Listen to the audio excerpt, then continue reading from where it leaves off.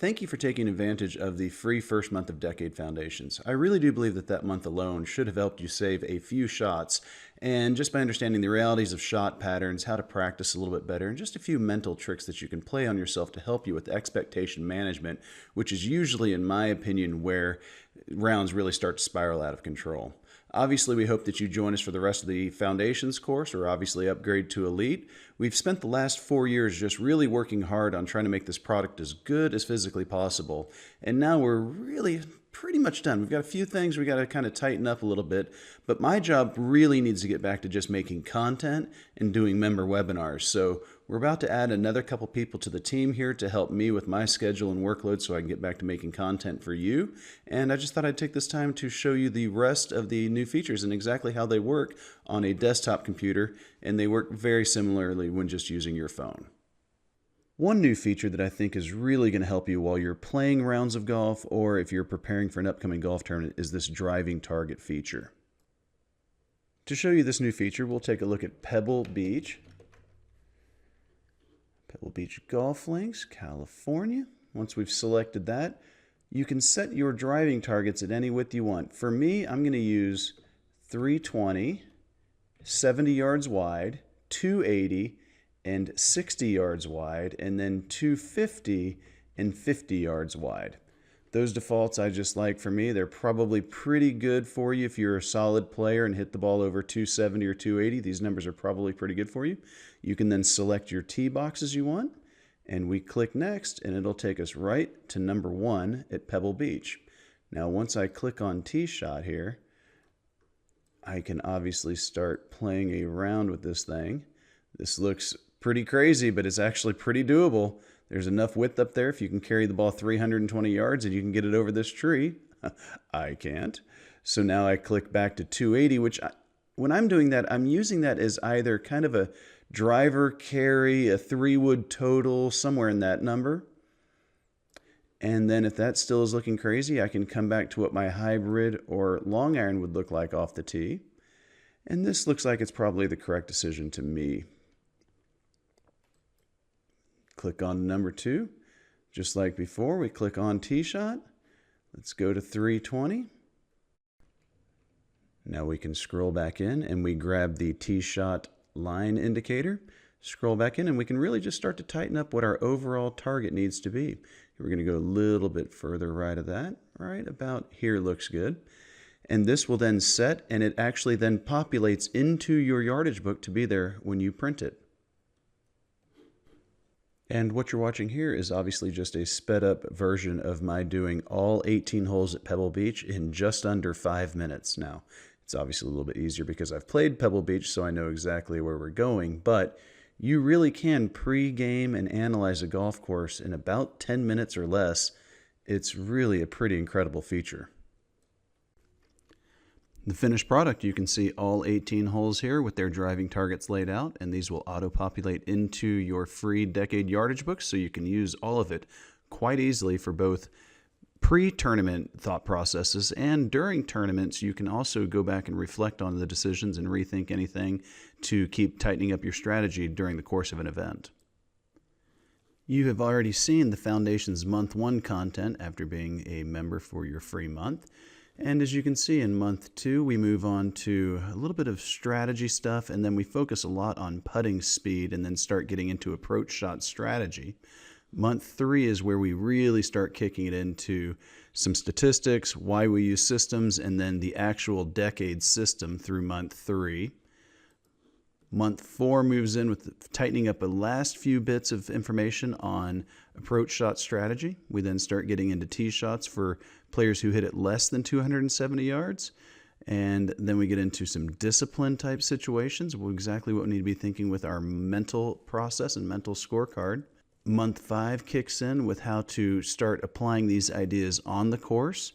We talk about shaping shots. We then really start getting deeper into some psychology and mindset points now that you really have the Decade system under control and you understand it exactly.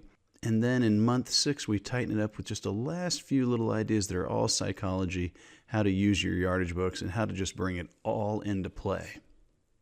Next, when we come to the coaching moments section, we have to select rounds on the same course, since we will now be looking at the satellite, the GPS images, but I'm going to look at the 2 rounds that I played last year in a Texas Golf Association event that I played in and won. Yay. And this coaching moments feature is the one that I really believe is the gold of the Decade app. There's just not any other stats portals that do anything remotely close to this. So I had an approach shot that missed by more than 15% of the distance of the shot, more than 1 chip on this hole. It starts flagging these anomaly shots. And the key to this is anytime you finish a round of golf and think you should have shot lower, it's always because of these silly little mistakes. You know, one of those Tiger 5, to be perfectly honest, bogeys on par 5s, double bogeys, 3 putts, bogeys with 9-iron or less, or blown easy saves. And in this situation, we turn that into 2 chips. Those are the anomaly shots that really happen, and they just get lost in statistics. So even though, yes, Decade is a stats portal, I really don't find statistics for the most part that interesting. These are the shots that you've got to get in and figure out what happened on.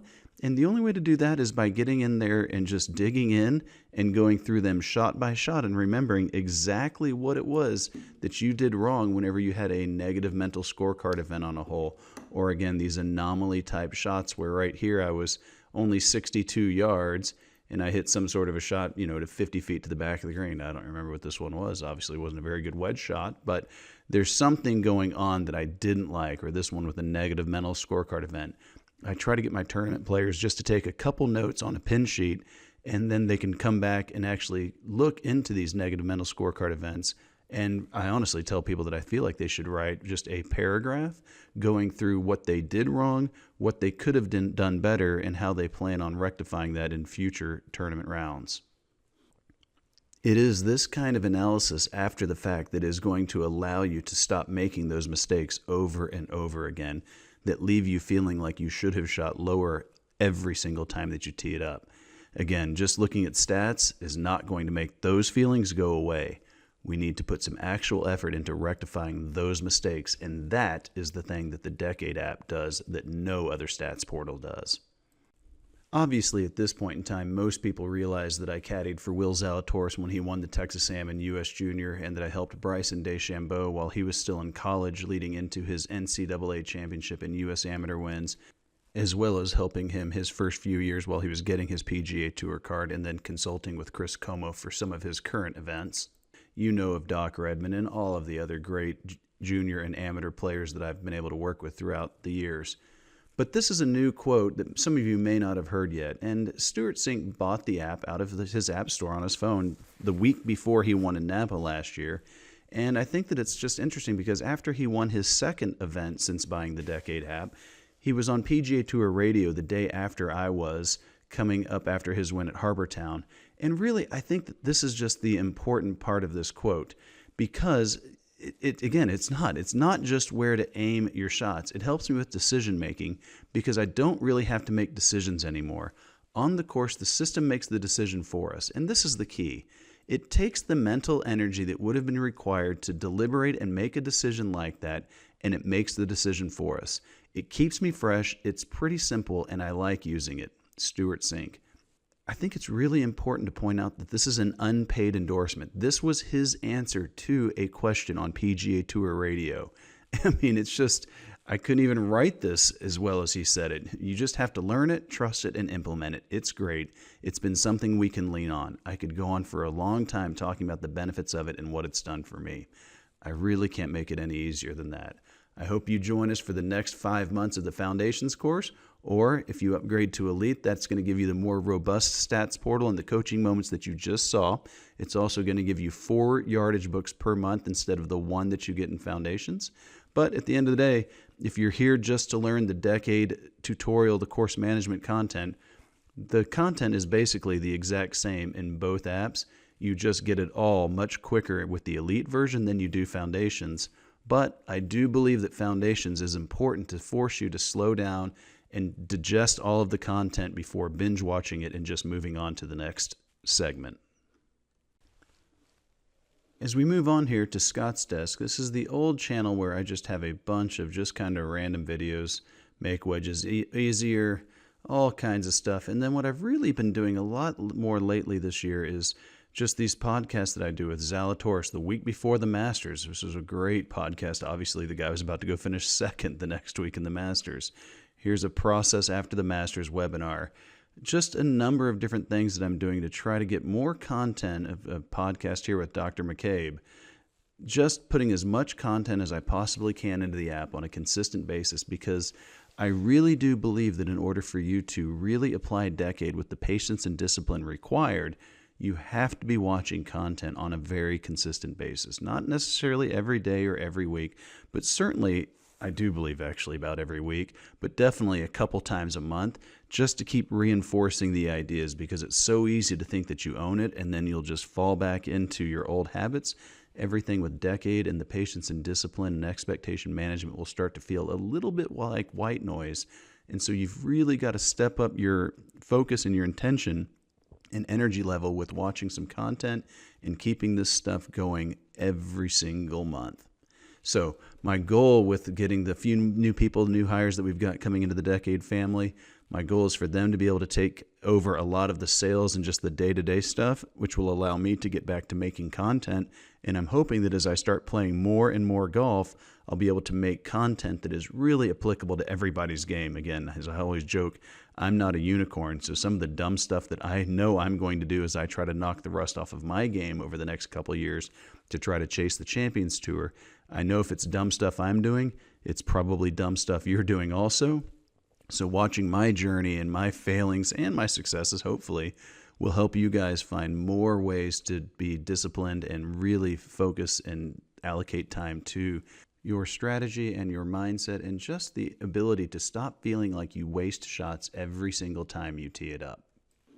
We also have this new Combines feature, and this is actually what it looks like on your phone. So you can see the first test that we have here is simulated putting. And what that is we took the 18 average starting lengths of your putts in a normal round of golf, and we created a combine where you can just run an actual round of golf over and over and over again. Your total putts to hole out to be a 0 strokes gain putter would be 29.5, so you're always either gaining or losing a little bit.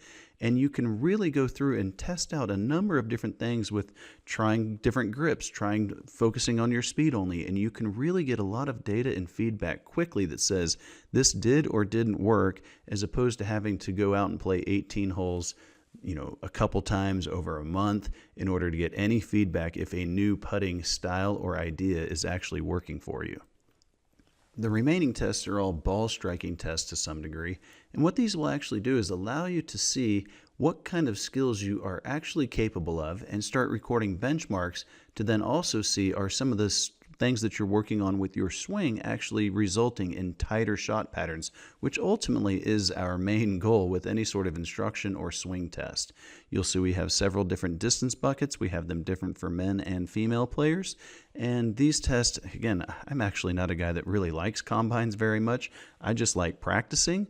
But obviously at the point that I was deciding to bring these into the app because so many people requested something like this, naturally, I ran them quite a few times myself, and I hate to actually have to eat my words, but they are really fun, and they do get your competitive juices flowing. So it does up the ante just a little bit from just normal practice. It does get you focusing and paying a little bit more attention, which ultimately I think is one of the most important things you have to do in order to be effective with whatever your practice habits and routines are. I hope that gives you a pretty good feel of what the Decade app is all about. Obviously, there are still more things than that within the app, but that's a pretty good 30,000-foot view of what you can expect to get out of the app, what you can hope to learn from it, and the features that you should be excited to get in there and start using.